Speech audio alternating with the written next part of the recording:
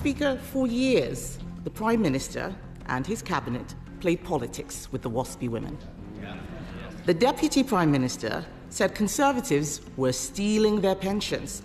She promised to compensate them in full. Another broken promise. Now they admit we were right all along. But let's ask about another group of pensioners whose trust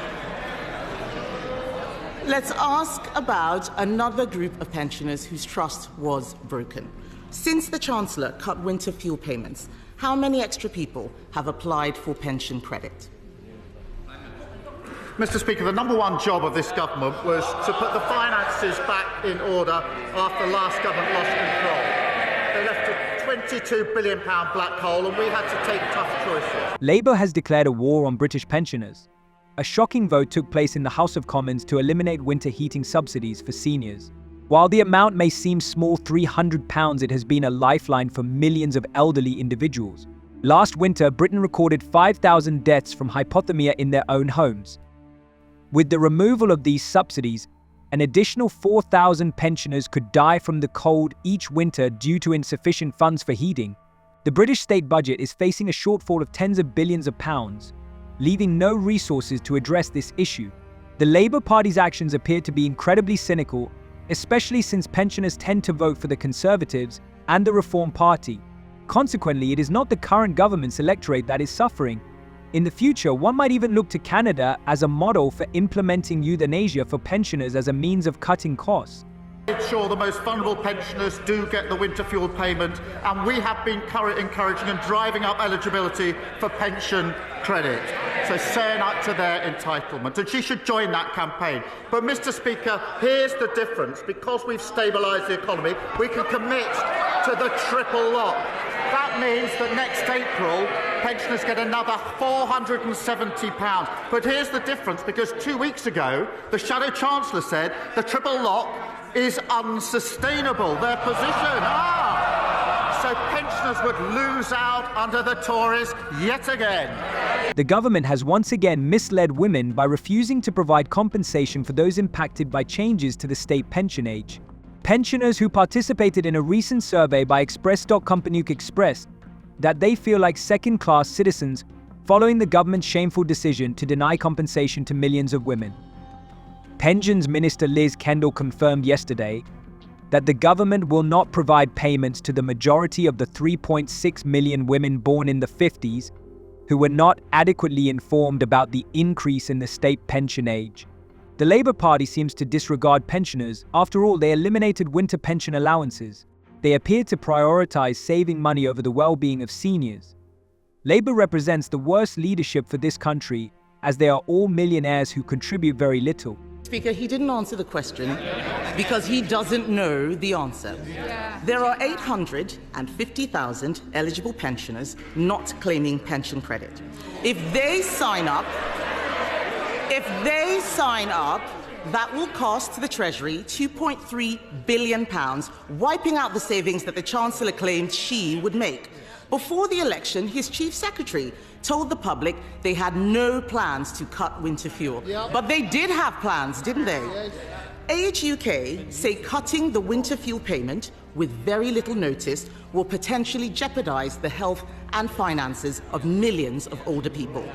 Does he agree with Age UK that this is the last thing both pensioners and the NHS need? However, these measures are highly unpopular. Immediately, 50 Labour members skipped the vote, citing illness. Shortly after, a new scandal emerged. Criminals being released from prisons en masse will be housed in hotels at taxpayers' expense. This clearly indicates who the Labour Party considers to be part of the working class and who they view as outsiders. Meanwhile, the British economy has been stuck in years of stagnation, and the crime rate is expected to rise sharply. There is no money left in the budget for anything. The approval rating of the Labour government, which has only been in power for 2 months, is already plummeting. Interestingly, the most popular politician in the country has now become Nigel Farage, the primary beneficiary of the system's collapse. In driving up with a campaign for pension credit, it's important that everybody who's entitled to it claims that pension credit. And she shouldn't claim as some great victory the record of their government that people haven't signed up. We're the ones with the campaign. They should be supporting it. But because of the triple lock, pensions will be going up by £470 next April. She hasn't answered the question. Her shadow chancellor says the triple lock is unsustainable. So she needs to explain how pensioners will be worse off under a Tory government. It is Prime Minister's question. Can we hear that? Mr. Speaker, we protected the triple lock during all our time in government. Meanwhile,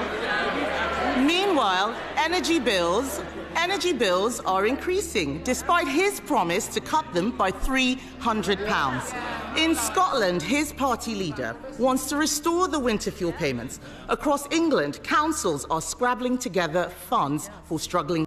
According to the opposition Liberal Democrats, the Cabinet's decision will impact approximately 75% of pensioners, potentially leaving around 10 million residents without payments.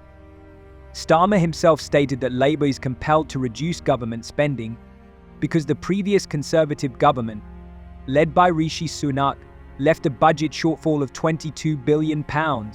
In light of the cancellation of fuel payments, the British Prime Minister's popularity has plummeted by 45 points since July. By the time the vote on fuel payments took place, Starmer had already left the Labour Party conference. The issue of fuel payments had been previously discussed in the House of Commons, where Conservative Party members attempted to block the Starmer government's decision, but their amendment was defeated by a majority vote. Nonetheless, more than 50 Labour MPs chose to abstain from voting, and one MP, John Trickett, openly opposed the Cabinet's actions. A source from the Conservative Party told the Daily Telegraph on Wednesday that Starmer has lost the backing of the Labour Party, its MPs, and its sponsors. Pensioners will suffer and may even die as a result of this cruel policy. Did the Chancellor consider the impact on councils and on the NHS, or does she just not know what she's doing? The Household Support Fund was set out in the budget. She knows that. We're pushing up pension credit. But she now says they are committed to the triple lock. Her shadow chancellor says they're not, that it's unsustainable. Maybe over a sandwich or a steak they could sort it out and come back and tell us what their policy actually is. Delegates at the Congress of the ruling UK Labour Party voted against the government's decision to eliminate winter fuel payments for most pensioners. I fail to understand how a new Labour government can cut winter fuel allowances for pensioners while leaving the super rich untouched. This is not what the public voted for. It is the wrong decision and should be reconsidered. Rachel Reeves announced the cancellation of winter fuel payments for certain categories of pensioners at the end of July. As the Daily Telegraph pointed out, although the Labour Congress's decision is not legally binding for the government, the outcome of the vote represents a humiliation for Prime Minister Keir Starmer. The Prime Minister needs to misrepresent me to make his point. I don't need to misrepresent him to make my point. Yes.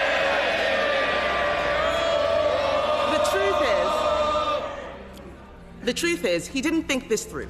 Cutting winter fuel payments isn't just callous. It may not make savings. It could actually cost us all more. And that's not the only policy which is making things worse.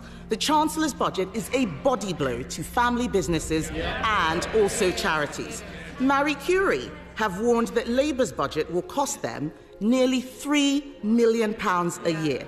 This is a cancer charity saying they have no option but to reduce services.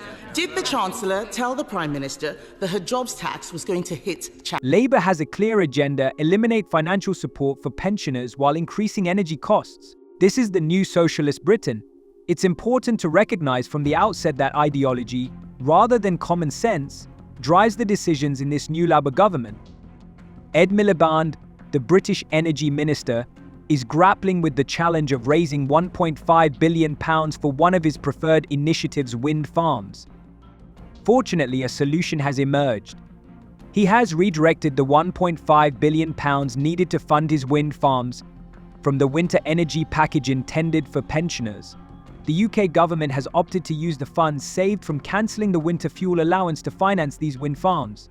She's asked 3 questions about winter fuel, with a leaving out. I'll come to that, but she's changed her mind on this. She used to say that the payments were a dead weight. She said there were members of her constituency who didn't need it. And they all stood in 2017 on a manifesto, a Tory manifesto, that committed to getting rid of the universal winter payments for pensioners. So we can see what their real commitment is. As for the budget, we're driving up productivity. I don't want to have to ring your mother. Prime Minister. Mr. Speaker, we're driving up productivity, prosperity and living standards. That's a pay rise for the 3 million who are the lowest paid. They should welcome that. A pay rise for those working in the NHS and better than expected wage growth just before Christmas. What unites all three? Delivered by Labour, opposed by the Tories. Everything happening in our country is truly appalling. Labour and Starmer are acting like criminals who deserve not only to be removed from office but also to face imprisonment. What are your thoughts on this video? Feel free to share your opinions in the comments. See you later.